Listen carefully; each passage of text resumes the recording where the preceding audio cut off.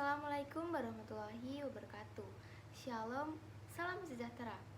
Halo teman-teman semua, perkenalkan nama saya Karisma Unika Putri dari kelas 10C, absen 14. Teman-teman, kita tahu bahwa di Indonesia pada masa Hindu Buddha pernah berdiri kerajaan-kerajaan besar.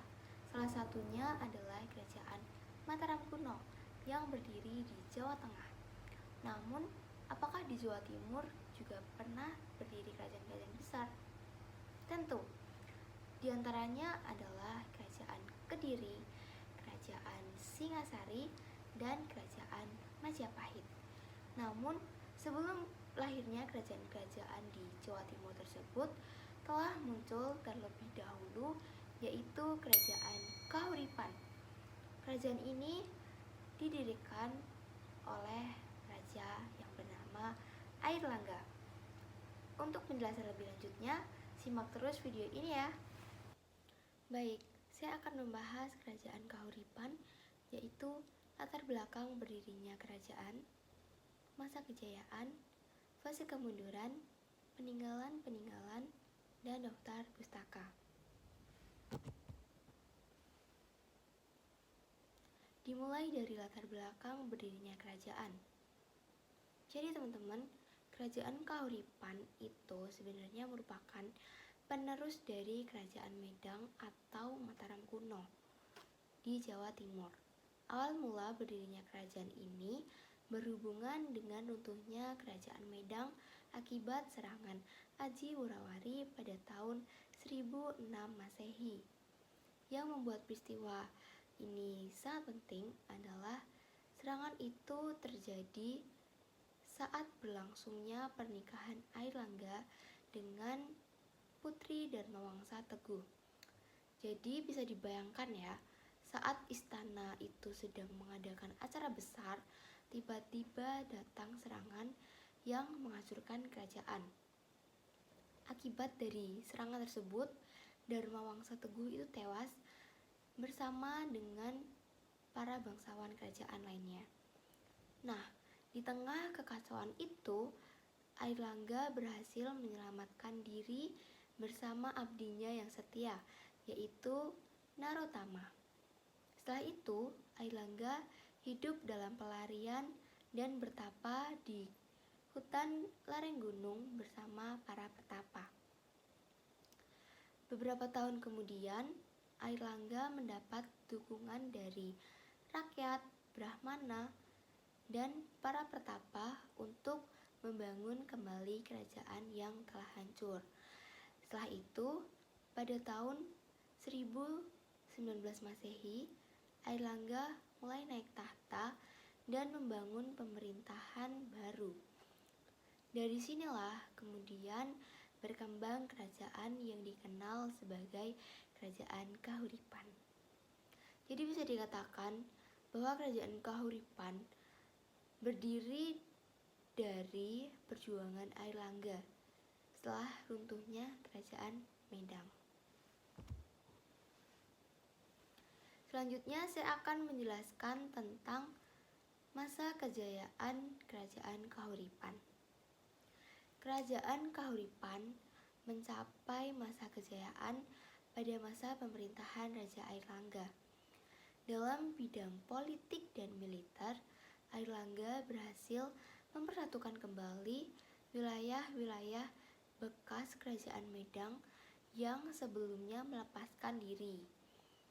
Lalu dalam aspek wilayah, kekuasaan Kahuripan semakin luas, bahkan hampir mencakup seluruh Jawa Timur.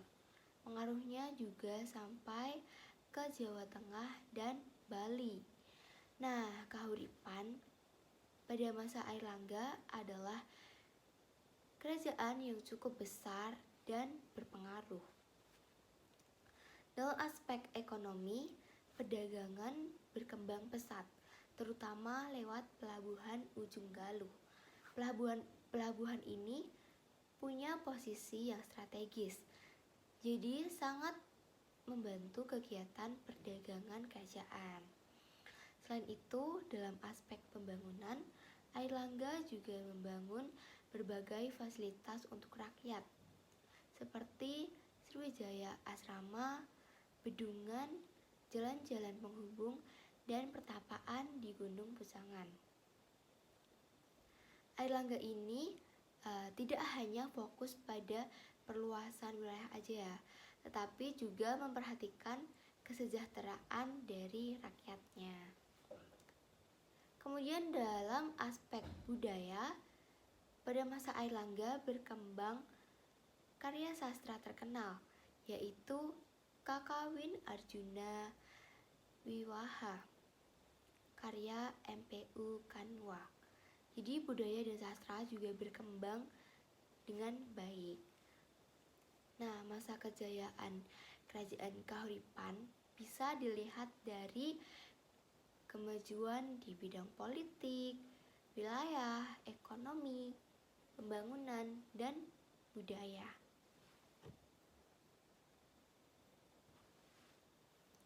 Berikutnya saya akan menjelaskan tentang fase kemunduran pada Kerajaan Kahuripan. Kemunduran Kahuripan terjadi pada akhir masa pemerintahan Raja Airlangga. Tapi yang perlu diperhatikan, penyebab utamanya itu bukan karena serangan dari luar, melainkan karena masalah pergantian tahta. Waris tahta yang sebenarnya adalah Putri Airlangga, yaitu Sanggramawijaya Tunggadewi. Namun, ia menolak menjadi penerus kerajaan dan memilih hidup sebagai pertapa. Dalam tradisi, tokoh ini itu sering dikaitkan dengan Dewi Kilisuci ya teman-teman. Nah, karena itu Airlangga mengalami kesulitan dalam menentukan siapa yang akan melanjutkan pemerintahan.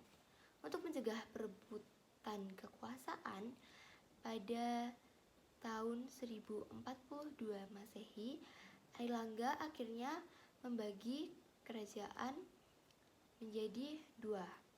Bagian barat menjadi Panjalu atau Kediri dengan pusat di Daha, sedangkan bagian timur menjadi Jenggala dengan pusat di Kahuripan.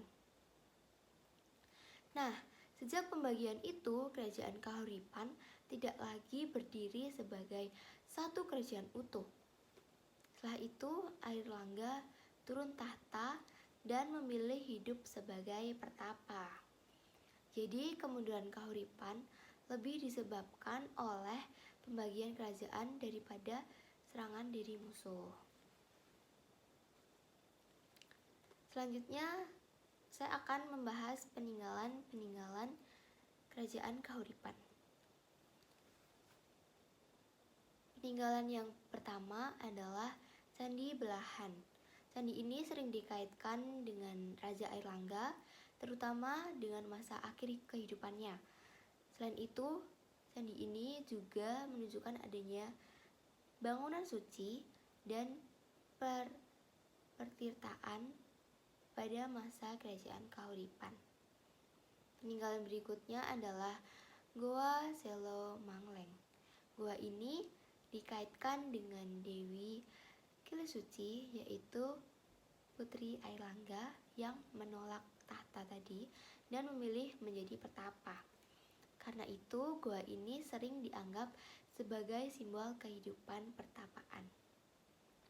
Lalu ada Kakawin Arjuna Wiwaha, yaitu karya sastra yang ditulis oleh MPU Kanwa pada masa pemerintahan Airlangga. Karya ini menjadi bukti bahwa sastra dan budaya berkembang dengan baik pada masa Kahuripan. Selain itu, ada juga beberapa prasasti penting.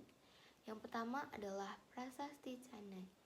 Prasasti ini memuat informasi tentang Watan Mas sebagai pusat pemerintahan awal Airlangga.